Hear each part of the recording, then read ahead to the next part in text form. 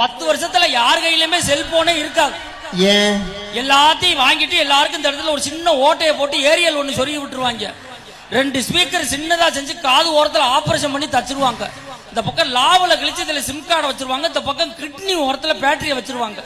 சுண்டி வரலுக்கு கீழே மெமரி கார்டை சொருகி விட்டுருவாங்க. இப்போ உங்களுக்கு ஒரு சந்தேகம் வரலாம், நம்ம எப்படி பேசுறது? இப்படி நடந்து போய்கிட்டு கீழே உடம்பு குழுங்குச்சுன்னா போன் வந்துச்சுன்னு பேசிக்கிட்டு நம்ம வாட்டில் போக வேண்டியதான். உங்களுக்கு இன்னொரு சந்தேகம் வரலாம், எப்படி சார்ஜ் ஏத்துறது? மூக்கில் பிளக்க மாட்டியா சார்ஜ் ஏற்ற முடியும்? எல்லா பெட்டி கடையிலையும் ரீசார்ஜ் முட்டாயின்னு ₹1 ஒன்று விற்கும். ஒன்றை வாங்கி உள்ள போட்டு 1 மடக்கு தண்ணியை குடிச்சீங்கன்னா 12 மணி நேரத்துக்கு சார்ஜ் சும்முன்னு நிற்கும்.